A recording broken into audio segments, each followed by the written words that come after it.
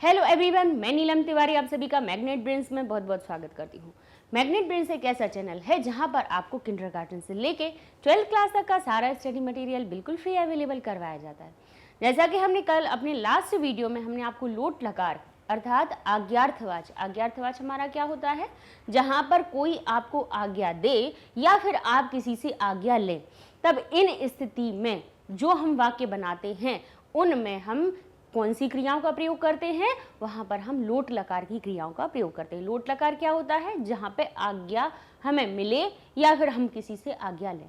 मैं कार्य करूं, मैं गाना गाऊं, मैं क्या पुस्तक पढ़ूं, तो यहाँ पर आपने आज्ञा ली है। अब यहाँ पर ना ही आपने देखिए जैसे कहा मैं पुस्तक पढ़ूं, तो यहाँ पर आप ना ही ये कह रहे हैं कि मैं पुस्तक पढ़ता हूँ, मैंने पुस्तक पढ़ी थी, ना मैंने आप ये कह रहे हैं ना मैं पुस्तक पढ़ूंगा। भाई तीनों कालों में से कोई काल का ज्ञान हो रहा है? नहीं हो रहा है। और ना ही यहाँ पे ये हो रहा है कि आप कह रहे हो कि मुझे पुस्तक पढ़ना चाहिए, तो यहाँ पे ये भी नहीं कहा। आपने ये सिर्फ पूछा है किसी से पुस्तक मैं पुस्तक पढ़ूँ, या फिर किसी ने कहा कि तुम पुस्तक पढ़ो, तुम पुस्तक पढ़ो, तुम सब पुस्तक पढ़ो, बालक पुस्तक पढ़े, दोनों बालक पुस्तक पढ़ें। अब यहाँ पे आज्ञा दी जा रही है, ठीक है। गुरु को नमस्कार करो, गुरु को नमस्कार करो।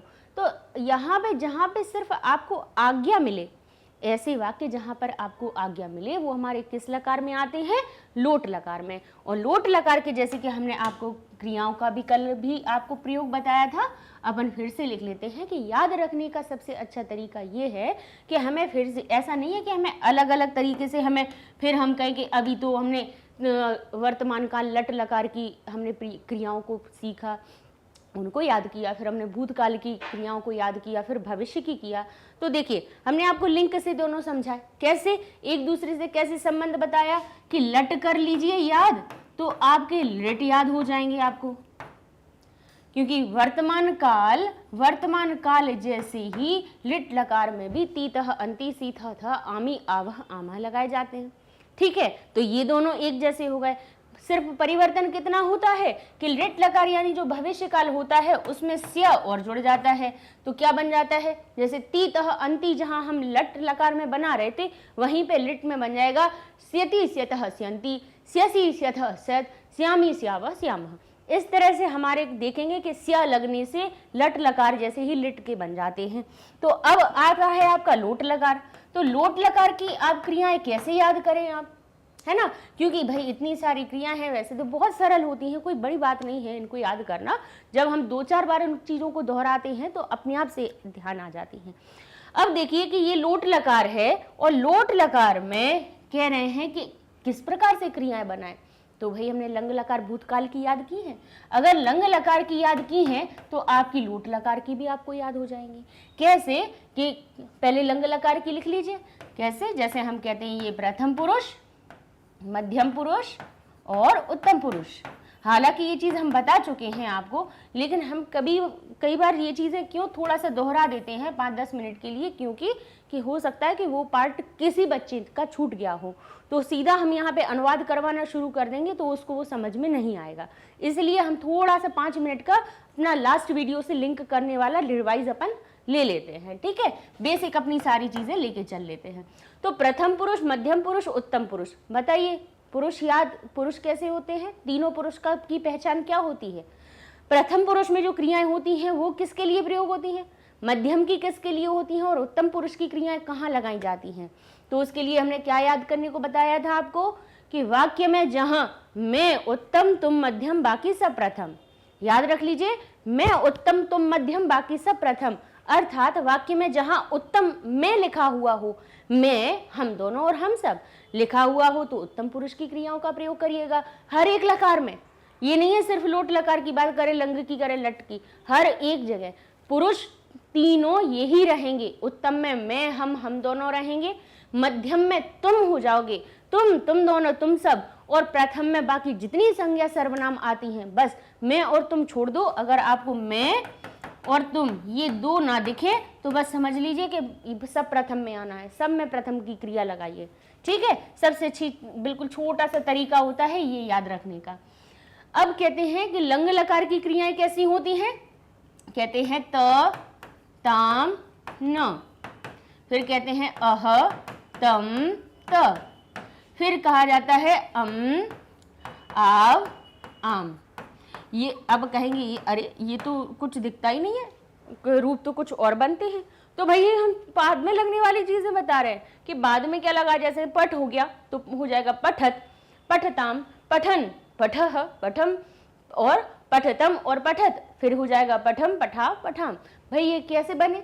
पठ जो हमारी कोई भी जो धातु रूप है उसमें ये लग जाते हैं। लेकिन लंग लकार की एक विशेषता होती है। भूतकाल क्या कहता है कि भूतकाल की जो भी क्रियाएं बनाएंगे, यानी पास्ट टेंस का जब भी वाक्य बनाएंगे, उसकी जो आपकी क्रिया होगी, यानी जो काम आपको बताना है कि ये पढ़ रहा है, गा रहा है, नाच रहा है, सो रहा है, जाग रहा है, क्या कर रहा है, जो उसकी क्रिया होगी उसमें आप उसकी मूल धातु में अ जरूर लगाएंगे। क्रिया सब जानते होंगे कि क्या होती है क्रिया।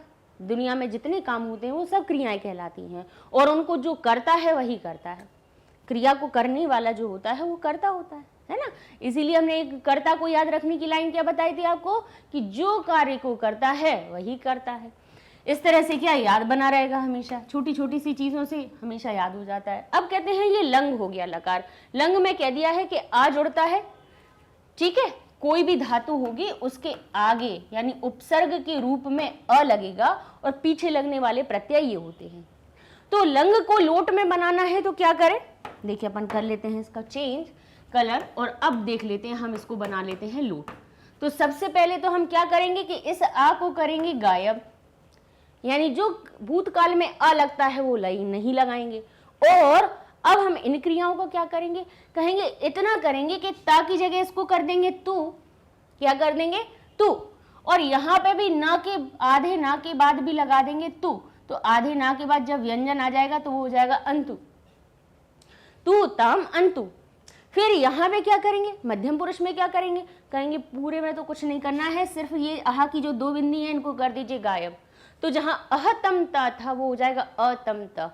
अब अ का अर्थ क्या हुआ अभी बताते हैं। फिर कहेंगे उत्तम पुरुष में क्या परिवर्तन होगा, बोले सिर्फ इतना होगा कि यहाँ पे जो अम था उसकी जगह हो जाएगा आनी। क्या हो जाएगा, आनी, बस अम की जगह हो जाएगा आनी, आव, आम। आनी याद रख लीजिएगा कि आनी जो सबसे अलग है वो हमारा कहाँ से आ रहा है, लोट लकार से आ रहा है। उत्तम पुरुष में यानी मैं के साथ जहां हम वर्तमान काल में अहम पठामी लगाते हैं, वहीं लोट लकार में हमारा अहम पठानी लग जाएगा। मैं पढ़ूं, जब आप कहेंगे पहले मैं पढ़ रहा हूं, मैं पढ़ता हूं, तो वहीं वर्तमान काल की वाक्य में हो जाता है अहम पठामी।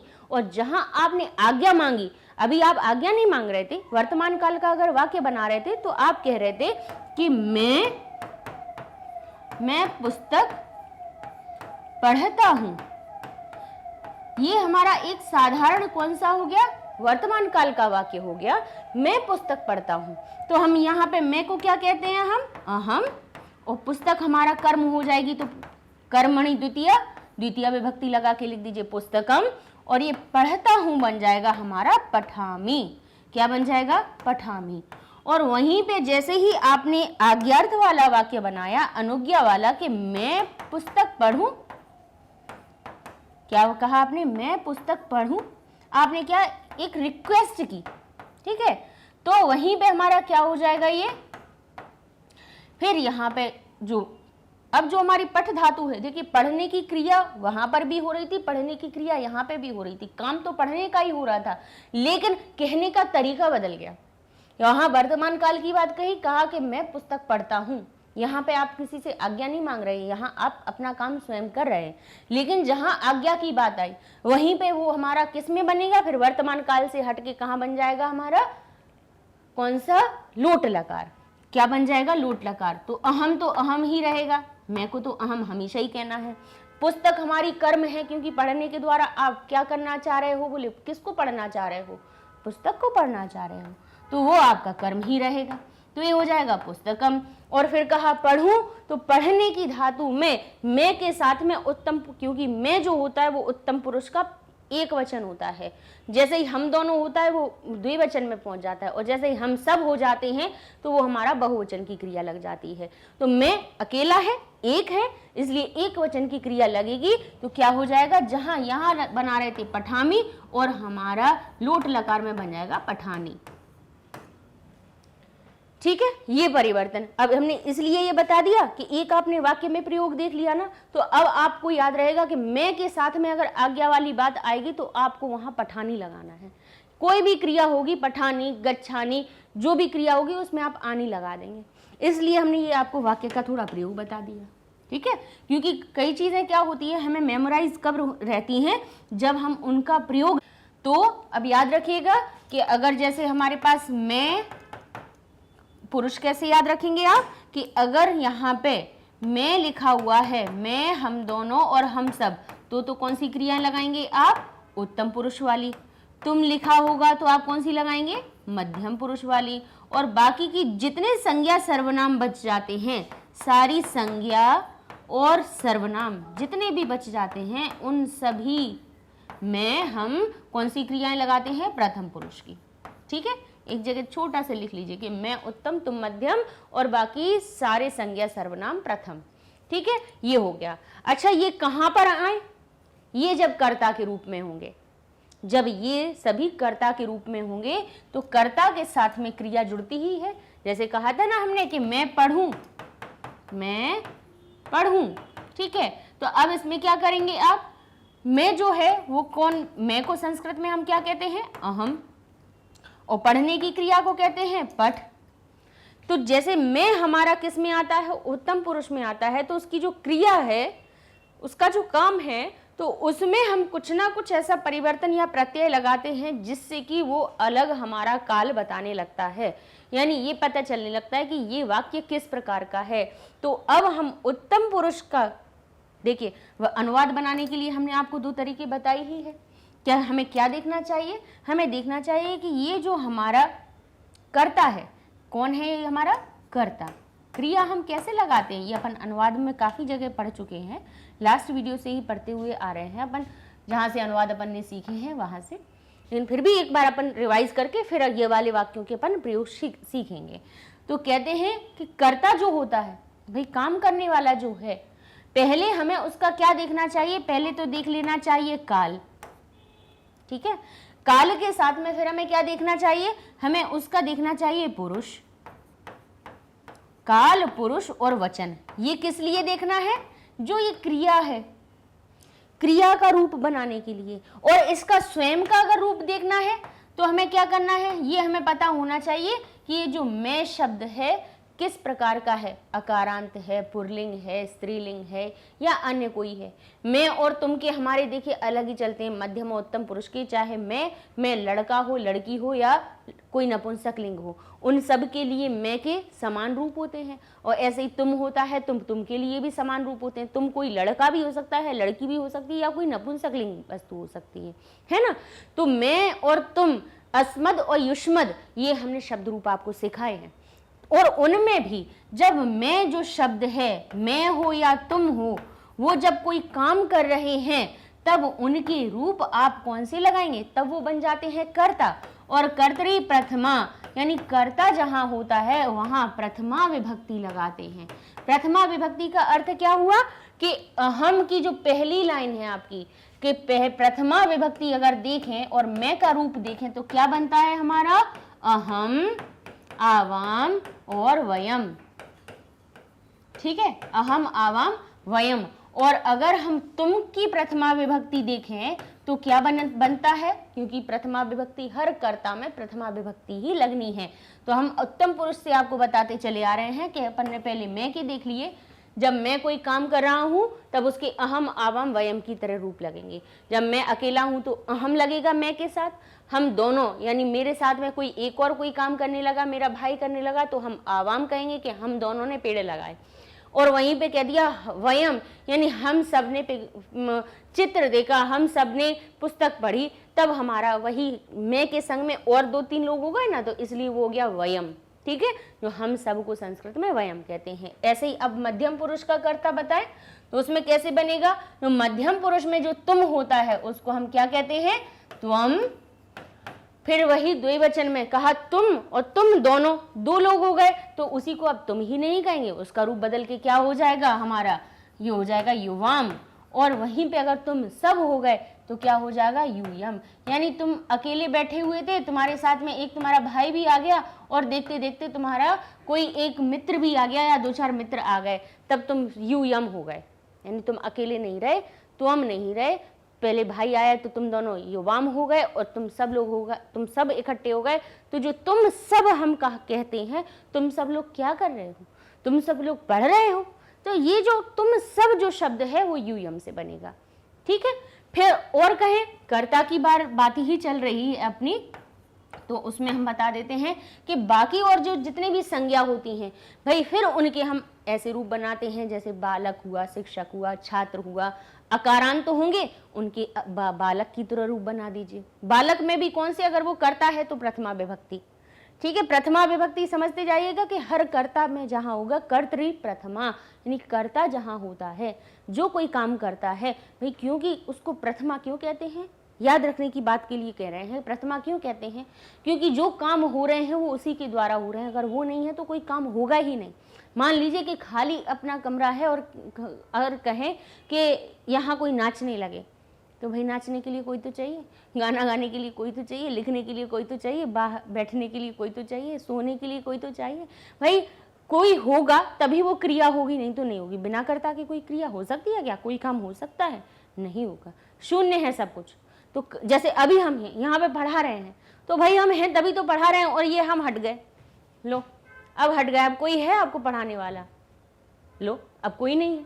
तो भाई क्रिया कब होगी, जब कोई कर्ता होगा। इसीलिए कर्ता को प्रथम पे रख देते हैं सबसे पहले। इसलिए जहां पे कर्ता होता है, जो काम को करता है, उसको हम कौन से नंबर पे बिठाते हैं, पहले नंबर पे। और उसके जो रूप बनाए जाते हैं वो कौन से लगाए जाते हैं, प्रथमा विभक्ति में, कि भाई तुम्हें सबसे प्रथम पे रखते हैं, क्योंकि तुम्हारे द्वारा ही सारी क्रियाएं हो रही हैं, आप हो इसीलिए सब काम हो रहा है, इसलिए प्रथमा पे आप बैठो। तो कर्ता कारक के जो हम 21 रूप शब्द रूप जो बनाते हैं, उनमें जो पहली लाइन होती है वो कहाँ प्रयोग होती है, हमारी कर्ता में। ठीक है, तो जो अगर कोई भी अकारांत होगा तो बालक की तरह बना दीजिए, हमारा आकारांत है तो स्त्रीलिंग बालिका की तरह बना दीजिए। ऐसे अपन ने शब्द रूप हर इकारांत, उकारांत, ऋकारांत सबके तो पढ़े हुए हैं। ठीक है, लगाएंगे कौन सी, प्रथमा विभक्ति। तो अब अपन चलते हैं, ये हम आपको बताना चाह रहे थे ना कि ये लिखा कि मैं पढ़ूं, तो क्या होगा इसका, कि पहले हम देखेंगे काल, कि मैं कौन है। मैं तो अपन को पता चल गया कि उत्तम पुरुष का है, उत्तम पुरुष में भी एक वचन है। तो पहले हम देखेंगे भाई कौन सा काल चल रहा है, इसमें ना वर्तमान है, ना भविष्य है, ना भूत है, इसमें तो सिर्फ आज्ञा मांगी जा रही है। तो ये आज्ञा है अर्थात लोट। पुरुष कौन सा है, कर्ता का पुरुष देखिए, कर्ता को पहचानिए, क्रिया अपने आप आ जाएगी उसके साथ में। तो मैं कौन सा कर्ता है, यहाँ पे कहेंगे उत्तम पुरुष का कर्ता। तो भाई यहाँ से आता जा रहा है कि क्रिया को हमें क्या बनाना है। क्रिया पढ़ने को क्या कहा जाता है, पठ, लेकिन पठ तो जैसा का तैसा नहीं लिखेंगे, इसमें भाई क्या परिवर्तन हो सकता है वो हमें देखना है। और फिर कहा कि मैं का फिर वचन देखिए, मैं कितने, मैं में कौन कौन है, मैं में एक अकेला ही होता है, तभी वो आई बनता है। आई का मतलब मैं। अब मैं के अंदर क्या 2-3 और हैं क्या, नहीं ना, मैं अकेला ही होता है। जब 2 हो जाते हैं तो हम दोनों हो जाता है, वही मैं हम दोनों में परिवर्तित हो जाता है, और बहुत सारे हो जाए तो हम सब में परिवर्तित हो जाता है। तो कहा ये एक वचन। तो अब आप देखेंगे जो ये पढ़ने की क्रिया है, कैसे हम क्रिया का प्रयोग करेंगे, कि पहले देखा काल, तो कहा ये लोट लकार है। तो भाई ठीक है, लोट लकार के हमारे पास हमें याद है कैसे प्रत्यय लगाने हैं, पठ में कौन से प्रत्यय लगाने हैं।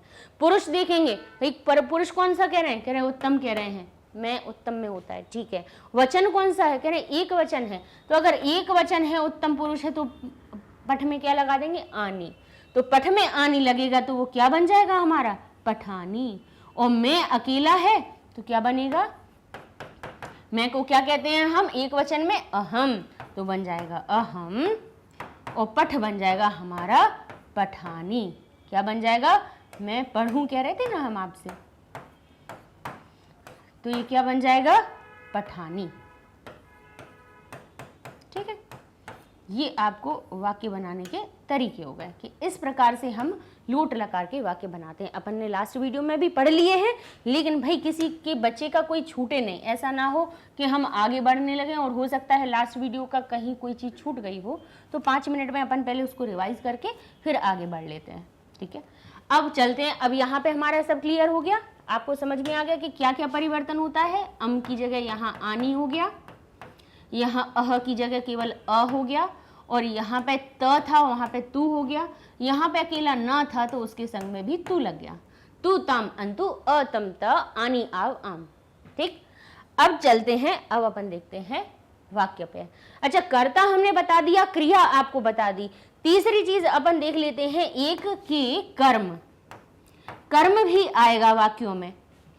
कर्मणि द्वितीया, सूत्र याद रख लीजिए, कर्मणि द्वितीया, यानी जो कर्म होगा उसमें द्वितीया विभक्ति लगाना, क्योंकि पहले नंबर की लाइन तो किसने, कर्ता ने ले ली। अगर हम कारक की बात करें, कारक चिन्हों की बात करें, तो यहाँ पे हमारे पास कितनी विभक्ति होती है, प्रथमा, द्वितीया, तृतीया, चतुर्थी, पंचमी, षष्ठी, सप्तमी, 7 तक होती है। अब हम इनको ऐसे नंबर से लिखे दे रहे, समझ आ रहा है। तो ये जो प्रथमा यानी जो पहले नंबर के जो 3 वचन होते हैं, किसी भी शब्द के जब 3 रूप बनते हैं, तो उसको तो भाई कर्ता ने कहा कि यहाँ तो हमारा कब्जा हो गया, सबसे पहले हम आ गए, तो कर्ता में तो प्रथमा विभक्ति लग गई। फिर बाकी की चीजें कहेंगी हम लोग कहाँ जाएं, तो कर्म को क्या होता है, कर्ता का प्रिय होता है। कर्म किसको कहा जाता है, कर्तुरीप्सित तमम कर्म, कर्ता का जो ईप्सित होगा वही कर्म होगा। अर्थात यानी अपनी क्रिया के द्वारा वो करना क्या चाह रहा है, कह रहा कि मैं लिख रहा हूं, लेकिन उसने कहा मैं पत्र लिख रहा हूं, मैं लेख लिख रहा हूं, मैं निबंध लिख रहा हूं, तो यहाँ पे लेख हो गया, निबंध हो गया, पत्र हो गया, तो ये आपका क्या हुआ भाई, प्रिय हुआ, तभी तो आप लिख रहे हैं। निबंध है, पत्र है, भाई लिखने के द्वारा किसको लिख रहे हो, किसको लिख रहे हो, तो जो जिस चीज को लिख रहे हो वही आपका कर्म है। कहा मैं खीर खा रहा हूं, अब मैं तो कौन हो गया, खाने वाला, आप कर्ता हो गए। क्रिया आपकी क्या हो रही है, खाने की क्रिया हो रही है, लेकिन उसके द्वारा क्या खाना चाह रहे हो, फल खा रहे हो, बिस्किट खा रहे हो, नमकीन खा रहे हो, खीर खा रहे हो, क्या खा रहे हो, वो आपका कर्म है। तो कर्मणि द्वितीया, कर्म में हमेशा द्वितीया विभक्ति लगाइएगा। कर्म जहां पर आपको वाक्यों में दिखे उसमें आप लगाएंगे कौन सी, द्वितीया विभक्ति। ठीक है, फिर ऐसे ही करण कहीं पे होगा, यानी सहायक जहां पे हमारे पास होगा वहां तृतीया लगाइएगा। जहां पे कि कोई संप्रदान, अर्थात संप्रदान का क्या हुआ कि जिसके लिए वो काम हो रहा हो, कोई क्रिया हो रही है, माता भोजन बना रही हैं, किसके लिए बना रही है, बालकों के लिए, तो बालक उनके संप्रदान हो गए, तो बालकों के लिए, तब बालक में के संग में जो के लिए लगा है, इसलिए बालक शब्द में फिर तृतीया लगाएंगे। एक जगह जहां बालक पढ़ रहा था तब वो करता था, तब प्रथमा लगाई थी, लेकिन यहीं पे माता बन गई कौन, प्रमुख कर्ता, और कह दिया कि माता बालकों के लिए क्या बनाती हैं, भोजन बनाती हैं, तब फिर वो हमारा जो बालक शब्द फिर वो प्रथमा में ना आगे, फिर वो बनेगा चतुर्थी में आ जाएगा, है ना। बालक के द्वारा पानी भरवाया, माता ने बालक से पानी मंगाया। अब यहाँ पे बालक कौन बन गया, माता का सहायक बन गया, तब फिर वो प्रथमा में नहीं रहेगा, क्योंकि माता कहने वाली हो गई, मंगवाने वाली हो गई, ऑर्डर देने वाली हो गई, या जो भी हो, तो सहायक बन गया बालक, तो वही बालक फिर प्रथमा से उठ के तृतीया में चला आएगा। ठीक है, तो इस प्रकार से हम भाई अपने जो विभक्तियां होती हैं उनके अनुसार उनका प्रयोग करते हैं, है ना। हर एक शब्द का, विभक्तियों का भी अपन को थोड़ा सा ज्ञान लेके तब अपन आगे बढ़ते हैं। अब कहते हैं छात्र को ध्यान से पढ़ना चाहिए। तो अब देखेंगे, देखिए अब ये अपन कौन से पढ़ रहे हैं, लोट लकार के, लेकिन अगर ये देखा जाए तो यहाँ क्या लिखा है हमारा, चाहिए, यहाँ पे भी आ गया चाहिए, तो ये हमारे आ जाएंगे विधिलिंग लकार में। भाई विधिलिंग लकार अपन पढ़ेंगे, लेकिन पहले हम पढ़ेंगे क्या, अपना लोट लकार। तो लोट लकार में हमने अपना कहा ही है कि यहाँ पे अपन आज्ञा देंगे। वो अपनी क्या स्लाइड थोड़ा सा कभी चेंज हो गई अचानक से, और कुछ नहीं। अब हम चलते हैं, पहले कौन से आज्ञार्थ वाला वाक्य प्रयोग करेंगे, तो चाहिए वाला भी हम देखेंगे, क्योंकि वो भी हमारा देखेंगे तो तीनों कालों में से किसी में नहीं आता है, ना ही वर्तमान होता है, ना भूत होता है, ना भविष्य। एक हमारा आज्ञार्थ और दूसरा हमारा विधिलिंग। जो हम आज्ञार्थ जैसे हमारा होगा खत्म, उसके बाद अपन विधिलिंग पे चलेंगे कि चाहिए का जहाँ अर्थ आए। अभी तो कहा कि तुम बालक तुम पुस्तक पढ़ो, और फिर एक जगह कह दिया कि अभी जैसे यही इसी के देखिए दोनों कि छात्र मन लगाकर पढ़ो या छात्र मन लगाकर पढ़ें, ठीक है, और वहीं कह दिया कि छात्रों को मन लगाकर पढ़ना चाहिए। अब चाहिए कह दिया, आप पढ़ो या ना पढ़ो, आपकी कोई मतलब जबरदस्ती नहीं है। तो वहां जब चाहिए अर्थ आ जाता है वहां हम विधिलिंग लकार का प्रयोग करेंगे। लेकिन अभी अपन पहले कौन से वाक्य बनाएंगे, हम अपने आज्ञार्थ वाले, ठीक है, विधिलिंग वाले भी बनाएंगे लेकिन इसके बाद में। ठीक है, तो लिखते हैं छात्र मन लगाकर पढ़ें। क्या लिखा है? छात्र मन लगाकर पढ़ें। तो क्या करेंगे? छात्र पहले देखिए, सबसे पहले हमारा कर्ता देखिए, पढ़ने की क्रिया कौन है कर रहा है? करने वाला कौन है? छात्र। छात्र कैसा है? छात्र को संस्कृत में क्या कहते हैं? छात्र शब्द संस्कृत से ही आया है, अर्थात छात्र को संस्कृत में भी छात्र ही कहते हैं। अच्छा, तो फिर अब उसका रूप कैसा बनाएंगे आप? तो यहाँ देखेंगे कि भाई छात्र अगर बालक की तरह अकारांत है तो उसके भी 3 रूप बनते हैं। वो कैसे बनते हैं? बनेंगे तो प्रथमा विभक्ति में, ये तो कन्फर्म है क्योंकि करता है तो प्रथमा विभक्ति में ही बनना है, यानी पहली लाइन के 3 रूपों में से कोई एक बनना है। लेकिन अब कह रहे हैं कि 3 रूप होते हैं तो उनमें से एक कौन सा? तीनों तो इकट्ठे लिख नहीं देंगे, एक लिखेंगे। कौन सा लिखोगे आप? तो हम फिर इसका वचन पहचानेंगे कि वचन देखिए, तो छात्र मन लगाकर पढ़ें, ये जो पढ़ें शब्द है, अब देखिए इसी एक बिंदी से ही कितना, छात्र मन लगाकर पढ़े, अगर यहाँ बिंदी नहीं होती तो वो एक हो जाता। दोनों छात्र मन लगाकर पढ़ो। देखो द्विवचन जो होता है वो है ना बहुत सरल होता है। कैसा? द्विवचन को पहचानना इसलिए सरल होता है कि कहीं पे 2 या दोनों जरूर लिखा होगा, संख्या जरूर दिख गई होगी। 2 दिख जाती है तो वो द्विवचन है, अर्थात अब यहाँ पे 2 तो दिख नहीं रहा तो द्विवचन का तो लगेगा नहीं रूप। लगेगा तो कौन सा लगेगा? या तो इसमें एक लगेगा या इसमें बहु लगेगा। तो कैसे पहचान करें? तो देख लीजिए, छात्र पढ़ें या छात्र पढ़े। अगर पढ़े कह देते तो भाई वो हो जाता हमारा एक वचन, लेकिन कह दिया पढ़ें तो यहाँ पे जो एक बिंदी लग गई उसने उसको बहुवचन बना दिया। तो छात्र शब्द का अब कौन सा रूप आएगा? बहुवचन का। तो जैसे बालक हमारा बालकाः बन जाता है बहुवचन में, तो छात्र हो जाएगा छात्राः। मन लगाकर यानी मन का प्रयोग करके, मन से, मन की सहायता से, तो इसमें हम तृतीया विभक्ति लगाएंगे तो मन क्या बन जाएगा हमारा? मनसा, यानी मन लगाकर क्या करे? पढ़े। पढ़ने की धातु को क्या कहा जाता है? पठ कहा जाता है। पठ कहा जाता है। और छात्र कैसे है? प्रथमा। अब छात्र की अब पहचानिए, पुरुष कौन सा है? छात्र किस पुरुष में आएगा? मध्यम, उत्तम या प्रथम? किस में? कहेंगे प्रथम, क्योंकि मैं और तुम तो लिखा नहीं है, छात्र है यहाँ पे। अब छात्र में भी कौन सा वचन है इसका? पुरुष पहचान लिया, ये प्रथम पुरुष है। वचन पहचानिए, 1 है, 2 है, बहुत सारे हैं, तो कहेंगे बहुत सारे हैं तो क्या लगाएंगे? बहुवचन का रूप अंतु, तो क्रिया में लगा देंगे अंतु, तो ये हो जाएगा पठन्तु। छात्राः मनसा पठन्तु। छात्रों को मन लगाकर पढ़ना चाहिए, छात्र मन लगाकर पढ़ें। ठीक है। 2 बालिकाएं गीत सुने। 2 बालिकाएं गीत सुने, तो 2 बालिकाएं, लड़की को क्या कहा जाता है? बालिका ही कहा जाता है। ठीक है, लड़की का को संस्कृत में क्या कहते हैं? बालिका। अब बालिका जो शब्द है उसका हम क्या करेंगे? कौन सा रूप बनाएंगे? पहले तो भाई बालिका का हम द्विवचन का लगाएंगे, क्योंकि जैसे अभी हमने कहा था कि द्विवचन सबसे सरल होता है, उसमें 2 संख्या हमें दिख जाती है लगी हुई। तो बालिका का अगर द्विवचन का रूप देखेंगे तो क्या बनता है? बालिका, बालिके, बालिकाः। तो द्विवचन का रूप क्या बन जाता है बालिका का? कि बालिके। आकारांत स्त्रीलिंग रूप देखेंगे द्विवचन में तो बालिका बन जाता है बालिके। अब क्या कह रहे हैं? गीत सुने। सुनने को क्या कहा जाता है? श्रुणु। क्या होता है? सुनने की मूल धातु क्या होती है? श्रुणु। और अब बालिका कैसी है बताइए? अपन पहले क्रिया और अपन कर्ता और क्रिया के रूप बना लेंगे, फिर जो भी अपना कर्म होता है उसको आराम से लिख लीजिए। कर्म ज़्यादा कोई परेशानी नहीं दिखाता है अपने आप को, क्योंकि सबसे ज़्यादा यहाँ पे होती है सही को लिखना, ये जरूरी होता है। तो बालिके हमारा 2 लड़कियों को क्या कहा? बालिके। उसके अनुसार क्रिया अब हमारी आनी है, तो मूल क्रिया क्या हो रही है? सुनने की हो रही है। सुनने को क्या कहते हैं? श्रुणु कहते हैं।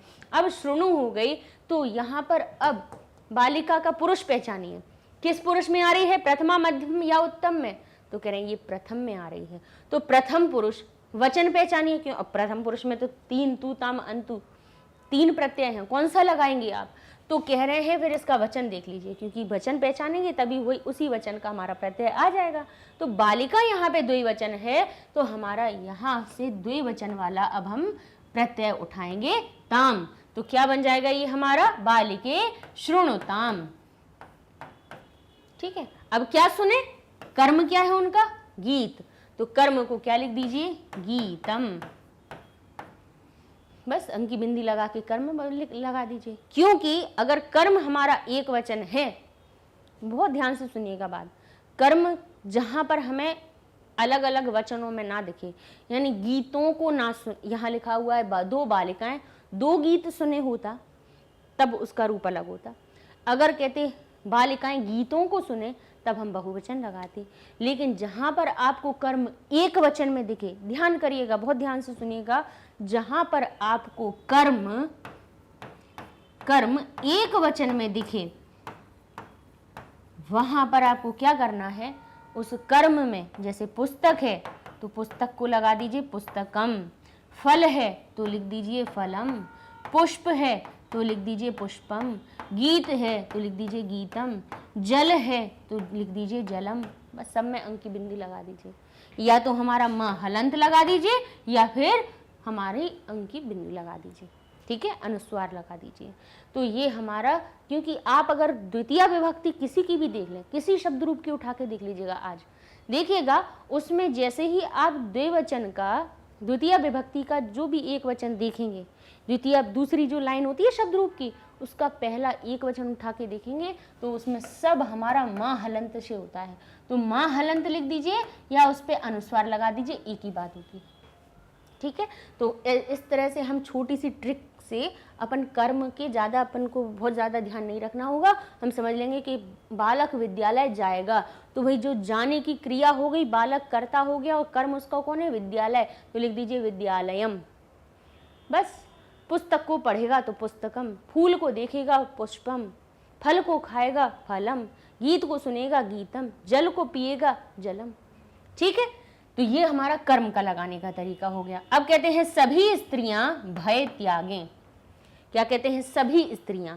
अब स्त्रियों को क्या कहा जाता है? नारी। क्या कहा जाता है स्त्री को? नारी, यानी ईकारांत है। अब जब इसका बहुवचन का रूप बनेगा तो क्या बन जाएगा? नार्याः। जैसे नदी का रूप बनता है ऐसे नारी का रूप बन जाएगा, तो ये हो जाएगा हमारा नार्यः। क्या बन जाएगा ये? नार्यः। नार्यः बन गया हमारा, जिसका अर्थ हुआ बहुवचन। क्यों? कि यहाँ पे एक स्त्री नहीं लिखी है, 2 स्त्रियां नहीं लिखी हैं, यहाँ लिखा है सभी स्त्रियां। सभी भी ना लिखा होता, अगर सिर्फ इतना लिखा होता कि स्त्रियां भय त्यागें, तो उस परिस्थिति में भी आप उसका बहुवचन रूप ही लगा देते। तो ये हो गया नार्यः त्यागें। त्यागने की धातु को क्या कहा जाता है? त्यज।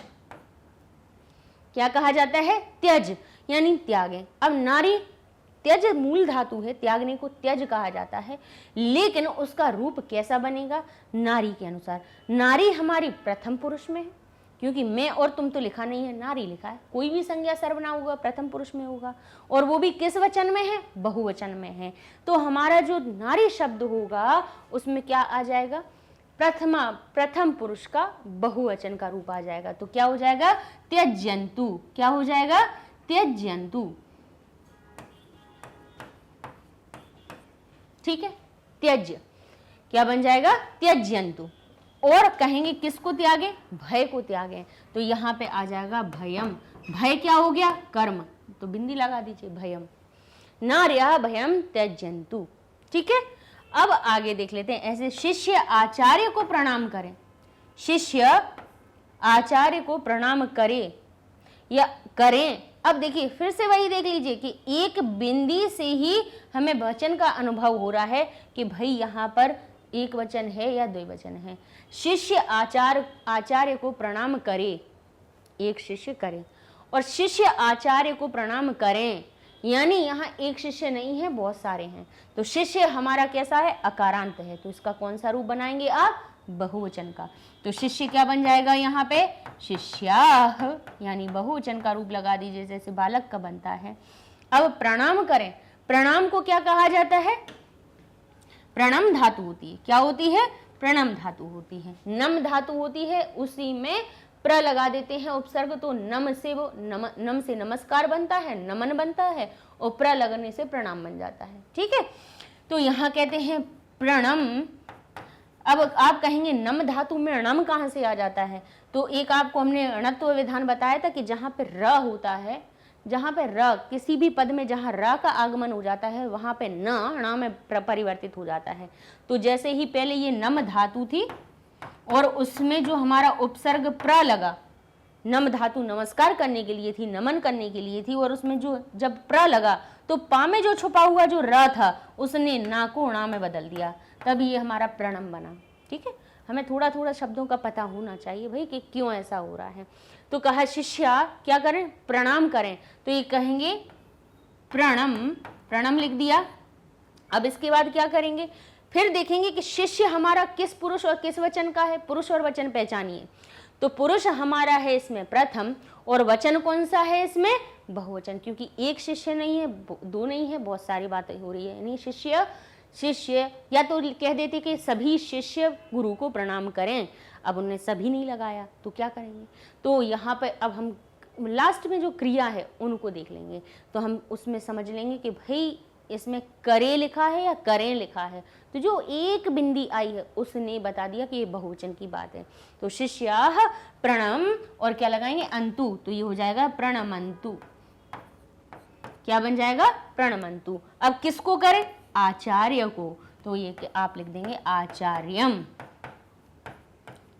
भाई आचार्य में को लगा है ना, को भी नहीं लगा हुआ हो तब भी हमें पता चल रहा है कि सुने, किसको सुने, गीत को, किसको त्यागे, भय को, किसको प्रणाम करें, आचार्य को। तो जहां को का बोध हो वो हमारा क्या हो जाता है, कर्म बन जाता है। कर्म में इस प्रकार से, क्योंकि एक आचार्य एक ही है ना, इसीलिए बिंदी लगा दी। अगर ये आचार्य दो होते तब हम कह देते आचार्यौ, तब ये यहाँ पे हमारा आचार्यौ बन जाता, द्विवचन का रूप बन जाता। फिर कहते शिष्य, शिष्य आचार्यों को प्रणाम करें, तब फिर हम आचार्य देखते कि भाई आचार्य एक नहीं, अब आचार्य यहाँ पे बहुत सारे हो गए हैं। तब हम जो कर्म विभक्ति यानी द्वितीय विभक्ति है उसका बहुवचन का रूप लगाते, तो क्या बन जाता हमारा, वो आचार्यान। क्योंकि आचार्य शब्द बालक है, बालक जैसा बनेगा, अकारांत है, तो अकारांत में क्या बनता है हमारा, द्वितीय विभक्ति की लाइन पढ़िए, बालकम बालकौ बालकान, रामम रामौ रामान, तो न हमारा बहुवचन का लग जाता, द्वितीय विभक्ति की बात कर रहे हैं। ठीक है, लेकिन यहाँ पे ऐसा नहीं है। तब हमने क्या कहा है, जब हमारा कर्म एक वचन में हो तो बस आंखें बंद करके यहाँ पे बस एक बिंदी लगा दीजिए, आचार्यम। ठीक है, बन जाएगा शिष्याः आचार्यम प्रणमन्तु। ठीक है, अब कहते हैं देशभक्त देश की रक्षा करें, देशभक्त देश की रक्षा करें। तो देशभक्त जो है, अब देखिए फिर से देखिए, देशभक्त एक है, बहुत सारे हैं, या दो हैं, तो दो तो दिखाई नहीं दे रहा है, तो द्विवचन की तो बात ही छोड़ दीजिए। अब यहाँ पे करे है या करें हैं, देशभक्त देश की रक्षा करें या देशभक्त देश की रक्षा करे, तब तो हम कहते कि एक ही बात हो रही है। लेकिन यहाँ पे जो करें शब्द है उसने जो एक बिंदी है उसने उसको बहुवचन का रूप बता दिया। तो ये देशभक्त क्या बन जाएगा, अकारांत है, अ से अंत हो रहा है, तो ये किसके प्रकार से बनेगा, किस तरह से रूप बनेगा इसका, बालक की तरह। तो देशभक्त क्या बन जाएगा हमारा, देश, क्या लिखेंगे हम इसमें, देशभक्त देशभक्तया। ठीक है, क्या बन जाएगा हमारा, देशभक्तया। लेकिन या लगाने से ये हमारा देशभक्ति जो शब्द है वो कैसा हो जाएगा, इकारांत, यानी देशभक्ति और देशभक्त। तो अब हमें अगर अकारांत जैसा बनाना है तो हमें सिर्फ बड़े आके डंडा और विसर्ग लगाना है। कहीं कहीं पे अगर आपको या शब्द दिख जाए तब समझ लीजिएगा कि ये किस में हमारा पहुंच गया है, ये हमारा स्त्रीलिंग पर पहुंच गया है। तो हम स्त्रीलिंग ना बना के हम इसको पुल्लिंग, क्यों, क्योंकि देशभक्त लिखा हुआ है ना, तो ये हमारा कैसा हो रहा है, नपुंसक लिंग भी अगर कहें इसको, अगर इसका देशभक्त शब्द को हम नपुंसक लिंग में भी ले जाएं तब भी यहाँ पे नपुंसक लिंग क्यों नहीं होगा, कहेंगे भाई इससे हमें पता चला है पुरुष जाति का बोध हो रहा है, इसीलिए इसको हम पुल्लिंग जैसा ही बनाएंगे। तो ये क्या बन जाएगा हमारा, देशभक्ता। ठीक है, और ये कहेंगे किसकी रक्षा करें, रक्षा को क्या कहेंगे हम, रक्ष धातु होती है, बहुवचन का है, तो क्या बन जाएगा हमारा, रक्षन्तु। रक्षन्तु क्यों, क्योंकि ये देशभक्त बहुवचन में है, तो प्रथम पुरुष एक बहुवचन की हमने क्रिया लगा दी। लेकिन किसकी करें, देश की, क्या लिख दिया है, देश की। अब देश में को नहीं है, की लगा हुआ है। और का, की, के ये हमारे जो शब्द होते हैं वो षष्ठी विभक्ति में आते हैं। कहाँ आते हैं? षष्ठी विभक्ति। षष्ठी विभक्ति का, की, के, याद रख लीजिए। षष्ठी विभक्ति का, की, के, अर्थात का, की, के जहाँ जिन शब्दों के संग में लगा हो उनमें षष्ठी विभक्ति लगाना, क्योंकि संबंधे षष्ठी, क्योंकि का, की, के संबंध का कारक होता है, संबंध बताता है। किसकी रक्षा करें? देश की। को नहीं है तो कर्म नहीं होगा, की लगा है तो षष्ठी में आएगा। तो देश का अगर षष्ठी विभक्ति तो क्या बन जाएगा? ये हमारा देशस्य। ठीक है, अब आगे देख लेते हैं क्या, तो क्या बन गया? देशभक्ताः देशस्य रक्षन्तु। अब कहते हैं सभी नृत्यांगनाएं, सारी नृत्यांगनाएं। तो जो नृत्यांगनाएं होता है वो नर्तकी शब्द से ही बनता है ना, नृत्यांगना। अब देखिए नृत्यांगना, अब ए हटा दें इसका तो ये बड़े आ की मात्रा लग गई इसमें, तो हम इसको क्या बना देंगे? बहुवचन बनाने के लिए क्या होता है? जैसे बालक, बालिका, बालिके और बालिकाः, तो यहाँ पे भी हम क्या लगा देंगे? सिर्फ विसर्ग लगा देंगे और ये नृत्यांगनाः बहुवचन बन जाएगा। लिख दीजिए यहाँ पे नृत्यांगना। देखिए बहुत अच्छी चीज आपको एक छोटी सी बताएं कि कभी कभी क्या हो, आपके सामने ऐसे शब्द आ जाएं जिनके भाई शब्द रूप आपने नहीं पढ़े, फिर आप उस समय पे क्या करेंगे? आप कहेंगे कि ये तो हमने शब्द रूप पढ़ा ही नहीं है और ऐसा आ गया, अब हम इसको कैसे बनाएं? तो उसके लिए आप क्या कर सकते हैं कि उसका मूल शब्द देख लीजिए। अब जैसे यहाँ पे जो नृत्यांगना जो शब्द था वो उसका मूल्य होता है ना, अंगों से नृत्य करने वाली, इसीलिए कहते हैं नृत्यांगना। और ए जो है वो हिंदी में बहुवचन के लिए लगाया जाता है, नृत्यांगनाएं, बालिकाएं। जो ए शब्द है ये बहुवचन में कब लगाया जाता है? हिंदी में। तो अगर इसको हटा दो तो आपके सामने संस्कृत का मूल शब्द आ जाएगा, नृत्यांगना। तो जो ना शब्द है ना, तो बड़े आ की मात्रा दिख रही है, बस बड़े आ की मात्रा दिख रही तो आकारांत बना दीजिए, बस ऐसे याद समझ में आ जाएगा कि आपको इसका रूप किसकी तरह बनाना है। तो किसकी तरह बनाना है? बालिका की तरह। तो जैसे बालिका का अगर बहुवचन बनाए तो क्या बन जाता है? बालिकाः। लता का बहुवचन बनता है लताः। तो ऐसे नृत्यांगना का बहुवचन बनेगा हमारा नृत्यांगनाः।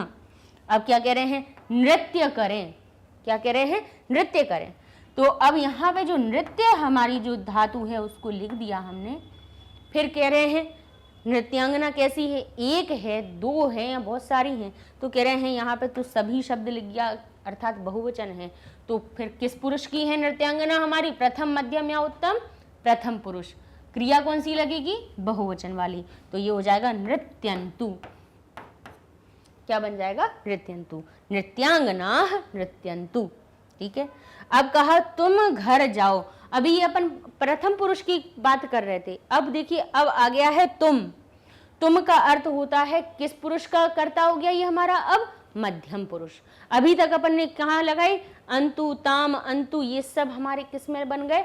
ये हमारे प्रथम पुरुष के कर्ता थे यहाँ पे। अब लेकिन बात आ रही है तुम, यहाँ पे कर्ता बदल गया, कर्ता अब मध्यम का आ गया। तो तुम को क्या कहा? तुम घर जाओ। यहाँ तुम दोनों नहीं लिखा है, तुम सब नहीं लिखा है, इससे हमें क्या पता चला कि तुम है एक वचन। तो एक वचन तुमको क्या कहा जाता है? त्वम। जाओ, जाने को क्या कहा जाता है हमारा? गम धातु होती है और रूप बनाते हैं गच्छ।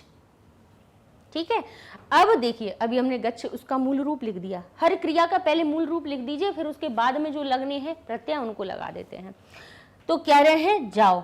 तो तुम का अब हम क्या पहचानेंगे? इसमें पीछे हमें अगर कोई प्रत्यय लगाने हैं तो हमें जो तुम है हमारा जो कर्ता है उसका पुरुष और वचन पहचानना पड़ेगा। तो कहें तुम जो हमारा होता है मध्यम पुरुष में आता है और उसका जो वचन होता है वो होता है हमारा कौन सा? एक। क्योंकि यहाँ तुम दोनों नहीं लिखा है, तुम सब नहीं लिखा है, तो अकेला। तो यहाँ पे क्या लगना है? अ लगना है। आ का अर्थ ये नहीं है कि जैसे पठ लिखा है तो उसमें पठ अ लिख दो आप, ऐसा नहीं करेंगे आप। ऐसा नहीं कि यहाँ पे गच्छ लिखा है तो उसको गच्छ अ लिख दो, ऐसा नहीं। क्योंकि जो हमारी मूल धातुएं होती हैं, ध्यान रखिएगा ये बात, मूल जो धातुएं होती हैं जिनमें मात्रा नहीं हो वो हमारे अंतिम अक्षर उनके आधे होते हैं। कैसे होते हैं? आधे। और उनमें अगर जब आ लग जाता है तो वो आधे अक्षर हो जाते हैं पूरे। तो जो जो पठ में जो ठ आधा था वो लिखेंगे अब हम पूरा पठ। ऐसे ही गच्छ में अगर जो छ आधा था, गच्छ में जो छ आधा था उसमें जब इसका प्रत्यय अ लगाएंगे तो ये पूरा क्या बन जाएगा, गच्छ, पूर्ण रूप में आ जाएगा। तो क्या हो जाएगा, त्वम गच्छ। कहाँ जाओ भाई, कोई कर्म भी तो है, कहाँ जाओ, घर। तो घर को क्या कहते हैं, गृह। तो ये जाएगा गृहम। त्वम गृहम गच्छ, तुम घर जाओ। तो इस प्रकार से देखिए कि हमने ये अपने आज्ञार्थ वाले वाक्य अपने बना लिए। और देख लेते हैं एक दोनों कि तुम दोनों संगीत का आनंद लो। तुम दोनों, अब तुम जहाँ पे एक था मध्यम पुरुष का कर्ता, जिसमें हमने, अच्छा अब सिर्फ यहाँ पे मध्यम वाली लगा ले, मध्यम और उत्तम का लिख लेते हैं। क्या जुड़ेगा उसमें, अ तम त। कौन से प्रत्यय जुड़ने हैं, अ तम त, ठीक है, यही जोड़ने हैं। क्योंकि यहाँ पे तुम दोनों, तुम सब ये लिखा हुआ है तो अपन इनके ही कर्ता, इनकी ही क्रियाओं के अंत में लिखने वाले प्रत्ययों को लिख लेते हैं। तुम दोनों, तुम दोनों को क्या कहा जाता है, युवाम। क्या कहा जाता है, युवाम। अब कह रहे हैं, अब यहाँ पे ये छोड़िए, पहले आप जाइए किस पे, अपनी क्रिया पर। कह रहे हैं आनंद लो, क्या लिखो, आनंद लो। अब कह रहे हैं तुम दोनों, या तो आप सीधा आनंदतम कर देते तो, लेकिन आनंद में अगर हम क्रिया का रूप लगाते, अगर उसमें हम आनंदतम लिख देते तो वहाँ पे आनंद में ये नहीं होता कि आनंद करो कह रहे हैं, आनंद लो कह रहे हैं, या आनंद के साथ में क्या जोड़ा जा रहा है, ये तो एक विशेषण जैसा हो गया।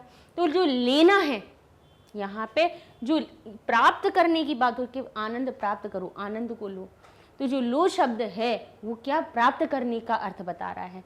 तो यहाँ पे जो धातु हम लगाएंगे वो कौन सी लगेगी, आनंद के साथ में प्राप्त मूल धातु लगेगी और उसी में हम लगाएंगे प्रत्यय। तो क्या हो जाएगा, आनंद भी, पता है क्या हो गया इसमें, आनंद भी देख लीजिए कि एक हमारा कर्म हो गया। बोले युवाम, तुम लो, क्या लो, आनंद को लो। तो आनंद हमारा क्या बन गया, कर्म हो गया। तो आनंद बन गया आनंदम। अब लेने को क्या कहेंगे हम, क्योंकि यहाँ जो लेना शब्द है वो क्या, प्राप्त करने का अर्थ बता रहा है, तो यहाँ पे हम लिखेंगे प्राप्त, ठीक है। और प्राप्त के संग में अब कौन सा लगाएंगे, कौन सा प्रत्यय लगाएंगे, तो कह रहे हैं ये जो दो शब्द कह रहा है कि हमारे द्विवचन का रूप लिखिए। तो क्या हो जाएगा, प्राप्ततम। क्या हो जाएगा, प्राप्तम। क्योंकि ता इसमें पहले से ही लिखा है तो हम दो बार ता की आवृत्ति नहीं करेंगे, लिखेंगे प्राप्तम। आनंदम प्राप्तम, किसका, संगीत का। देख लीजिए अब इसमें को नहीं लगा है, इसमें क्या लिखा है, का। और आनंद, इसमें दो विभक्तियां आ गई, देख लीजिए विभक्तियां इसमें है तीन। कौन कौन सी विभक्ति है, कि तुम दोनों हो गए इसमें कर्ता, आनंद हो गया उसका कर्म। भाई संगीत के द्वारा क्या लेना चाह रहा है, वो क्या आनंद लेना चाह रहा है। और संगीत का जो का लग गया तो ये हो गया हमारा संबंध कारक। जहाँ काकी के का शब्द दिखे उसको हम क्या कहेंगे, अपना संबंध कारक कहेंगे, ठीक है। तो ये हमारा क्या बन गया, संबंधे षष्ठी। संबंध में कौन सी विभक्ति लगाते हैं, षष्ठी। तो लगा दीजिए यहाँ संगीतस्य, क्या बन जाएगा, संगीतस्य। युयाम युवाम संगीतस्य आनंदम प्राप्तम। अब लिखा है तुम सभी चुप रहो। क्या कह दिया, तुम सभी चुप रहो। तो क्या हो जाएगा, तुम सभी, कौन सा रूप बन रहा है, तुम का, बहुवचन का। जैसे ही त्वम युवाम यूयम, बहुवचन में तुमको क्या कहते हैं, यूयम। क्या कहा जाता है, यूयम। तुम सभी को क्या कहा जाता है। और ये क्या है, चुप। चुप रहने को क्या कहते हैं, तूष्णीम। क्या कहा जाता है, तूष्णीम, ठीक है। तो ये हो गया हमारा तूष्णीम, यानी चुप रहने की बात है। रहने के द्वारा क्या कह रहे हैं, बोले चुप रहने की बात कर रहे हैं। यूयम तूष्णीम रहो, यानी यहाँ पे होने की क्रिया बताई जा रही है। तो अब हम यहाँ पे बताइए कौन सी क्रिया कहेंगे। अब रहने की, देखिए हम कहीं रहने की या बसने की बात नहीं हो रही है, यहाँ होने की बात हो रही है। चुप रहने की बात। अब रहना शब्द भी दो तरह के अर्थ लगते हैं। देखिए रहने में एक तो होता है कि किसी घर में हम रह रहे हैं, ठीक है, और भाई किसी क्रिया को करने के लिए रहना, यानी वो चीज क्रिया को करना, वो चीज आपके अंदर होना, तब भी हम रहने के लिए कहते हैं, है ना। हम शांत रहें, तो यहाँ पे ऐसा नहीं है कि शांत के अंदर जाके रह रहे हैं, ऐसा नहीं है। हम चुप रहें, हम शांत रहें, हम कहें कि मौन रहें, तो ये जो रहना शब्द है वो होने का अर्थ बता रहा है, कहीं वास करने का अर्थ नहीं बता रहा है। तो जब ऐसे शब्द हमारे रहने का आए, तब आप उसमें भव जो धातु है उसका रूप बनाइएगा। तो भव हमारा हम लिख देंगे भव, ठीक है, भव इसका मूल रूप हो गया तूष्णीम भव। अब लेकिन भव के बाद हम कौन सा प्रत्यय लगाएं, भव तो मूल क्रिया हो गई है। तो क्या करेंगे, हम सभी देखेंगे कि सभी जो शब्द है मध्यम पुरुष का हमें बहुवचन का रूप बता रहा है। तो यहाँ पे अगर बहुवचन में देखा जाए तो त लग जाता है, तो ये हो जाएगा भवत। क्या बन जाएगा, भवत। यू यम तूष्णीम भवत, तुम सभी चुप रहो, ठीक है। ऐसे क्या कहा, मैं भी दौड़े, मैं भी दौड़ूं लिखा, ये दौड़े सही शब्द नहीं होगा, यहाँ हम लिखते हैं मैं भी दौड़ूं, मैं भी दौड़ूं। मैं को क्या कहा जाता है संस्कृत में, अहम। भी को क्या कहा जाता है, भी एक अव्यय है, भी क्या है हमारा, एक अव्यय, जिसको क्या कहते हैं, अपि। क्या कहा जाता है, अपि। मैं भी दौड़ूं, दौड़ने को क्या कहा जाता है, धाव। धाव इसकी मूल क्रिया है। अब उसमें क्या लगाएंगे आप, तो हमने उत्तम पुरुष की क्रियाओं के लिए आपको प्रत्यय पहले बताए थे कि क्या लगाया जाता है, आनी, आव और आम, यही लगता है। तो अब क्या लगाएंगे बताइए धाव में, क्योंकि मैं जो शब्द है, अहम शब्द है, वो उत्तम पुरुष का एक वचन का करता है, तो धाव में लगा देंगे हम आनी, तो ये हो जाएगा धावानी, ठीक है। अब इसी के साथ में हम आपको इसी के द्विवचन और बहुवचन का भी बता दें कि मैं भी दौड़ूं, और अब फिर लिखा हुआ है कि हम दोनों दौड़ें। हम यहाँ पे इसको रेड से लिख देते हैं तो आपको अलग थोड़ा हाईलाइट दिखेगा। मैं की जगह पे लिख दिया कि हम दोनों दौड़ें, हम दोनों। अब दो से पता चल गया कि ये द्विवचन की बात हो रही है। तब अब आप क्या बताएंगे इसी का, देखिए एक बहुवचन का और लिख देते हैं कि हम सब दौड़ें, ठीक है।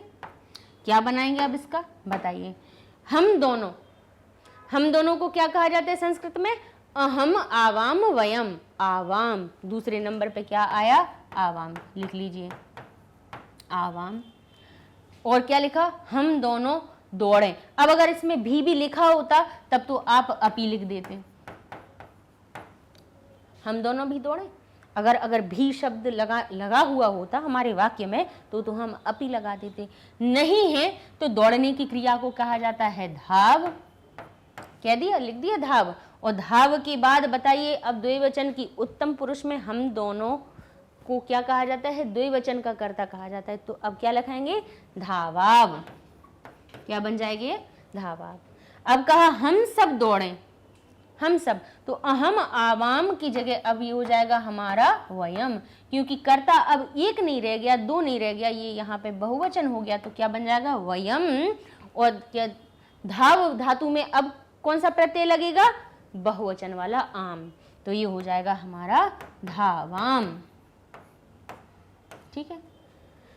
अब एक चीज और थोड़ी सी बता दे बस, जिससे कि थोड़ा कहीं अगर कंफ्यूजन कभी हो तो वो कभी आपका क्लियर हो जाए। कैसे कि देखिए तम ताम, तम ताम त अम आव, आपको कैसे किसकी तरह मिल रहे हैं, ये सारे आपको भूतकाल की तरह मिल रहे हैं। तो यहाँ पे आपको क्या परिवर्तन रखना है, आपको प्रत्यय तो वही लगाने हैं, बस क्या हमें अंतर हो जाएगा दोनों में, ये पहचान में अंतर हो जाएगा कि अगर भूतकालिक क्रिया होती तो यहाँ पे हम अ लगा देते, लेकिन भूतकाल नहीं है तो लोट लकार में क्रियाओं के पीछे लगने वाले प्रत्यय भले ही उस जैसे हुए हैं, लेकिन उनमें अंतर ये है कि यहाँ पर अ नहीं लगाना है, ठीक है। तो इस तरह से ये हमारा क्या हो जाएगा, आपके लोट लकार के वाक्य हो गए, ठीक है। अब हम चलेंगे हम अपने नेक्स्ट वीडियो में अपने चाहिए के विधिलिंग लकार के जिन वाक्यों में चाहिए का अर्थ आता है उन वाक्यों को हम कैसे संस्कृत में बनाते हैं उनको अपन नेक्स्ट वीडियो में पढ़ेंगे। आगे बढ़ने से पहले अपन चलते हैं, थोड़ा सा हम आपको मैग्नेट ब्रेन्स अपनी वेबसाइट के बारे में बता देते हैं कि अभी तक जो आप YouTube पे सर्च करते थे वीडियोस अपने, तो सारी चीज़ें होते हुए भी क्या होता था कि बच्चे वहाँ तक नहीं पहुँच पाते थे।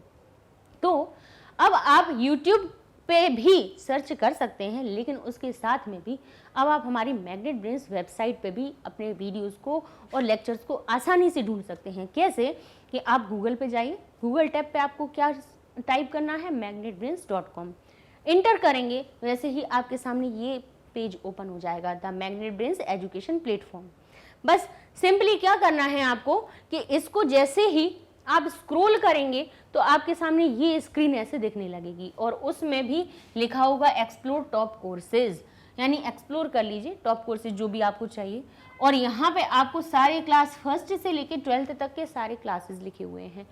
ये क्लास क्यों लिखे हैं, इनमें से आपको जिस क्लास का पढ़ना है, जिस क्लास के सब्जेक्ट को पढ़ना है उन्हीं को आप क्लिक करना है। मान लीजिए कि आपको 10th देखना है तो आप 10th क्लिक करेंगे तो ऐसे सिर्फ 10th क्लास के ही दिखेंगे, बाकी क्लासेस की प्लेलिस्ट अब नहीं दिखेंगी। यहाँ पर आपको कौन सी प्लेलिस्ट आ जाएंगी आपके सामने, 10th क्लास की ही। अब इनमें से भी आपको जो सब्जेक्ट सिलेक्ट करना है वो कर लीजिए। तो मान लीजिए संस्कृत जैसे आपने सिलेक्ट किया तो आपके सामने संस्कृत का पेज ओपन हो जाएगा।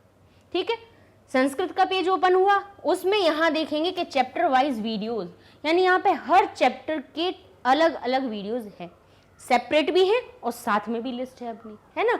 जैसे मान लीजिए फर्स्ट लेसन में हमारे 11 लेक्चर्स हैं, सेकंड में हमारे 9 लेक्चर्स हैं। तो अगर आपको सिर्फ पहला ही लेसन पढ़ना है तो आप सूची पर्यावरण पे जाइए, जैसे ही क्लिक करेंगे आपके 11 वीडियोज़ आ जाएंगे सामने, बाकी की और नहीं दिखेंगे, आपको फर्स्ट लेसन के एक साथ मिल जाएंगे सभी। ऐसे ही मान लीजिए संस्कृत व्याकरण है, उसमें देखा जाए तो 82 लेक्चर्स हैं। तो आपको हमारा लिटरेचर पोर्शन नहीं पढ़ना है, आपको ग्रामर पढ़ना है, तो आपने जैसे अगर संस्कृत व्याकरण को क्लिक किया तो वैसे ही क्या होगा, आपके सामने व्याकरण की लिस्ट आ जाएगी पूरी। और उसमें भी मान लीजिए आपको संधि पढ़ना है, समास पढ़ना है, तो जिस टॉपिक को आप क्लिक करेंगे वही वीडियो आपके सामने ओपन हो जाएगा। उसी में आप क्या कर सकते हैं, अपने नेक्स्ट वीडियो से यहीं से जा सकते हैं कि संधि 3.1 पढ़ रहे हैं, इसके आगे 3.2 में क्या है, तो नेक्स्ट वीडियो पे चले जाइए, यहाँ से अपनी फुल स्क्रीन कर लीजिए। दूसरा टॉपिक चाहिए तो भाई यहाँ से क्रॉस कर दीजिए, आप फिर से अपनी लिस्ट पर आ जाएंगे और वहाँ से ही आप अपनी मेन लिस्ट पे भी आ जाइए। और नहीं तो आपको और किसी क्लास में भी अगर जाना हो तो आप कोर्सेज जो हैं उस पर क्लिक करेंगे तो यहाँ पे आपको दिखेंगे क्लासेस और यहाँ पे लिखे होंगे सब्जेक्ट। तो आप जिस क्लास को और जिस सब्जेक्ट को आप क्लिक करेंगे वो ही ऐसी ही प्लेलिस्ट आपकी ओपन हो जाएगी। तो भाई वेबसाइट से क्या हुआ है कि आपकी जो प्लेलिस्ट थी या कहें कि जितने वीडियोस हैं वो सेपरेट भी हो गए, यानी हर चैप्टर वाइज अरेंज भी हो गए और एक साथ भी एक ही जगह मिल जाएंगे, बार बार आपको कहीं पे भी जाने की ज़रूरत नहीं है। तो एक्सप्लोर कीजिए और हम मिलेंगे अपने नेक्स्ट वीडियो में अपने विधिलिंग लकार के वाक्यों के साथ में। तब तक के लिए धन्यवाद।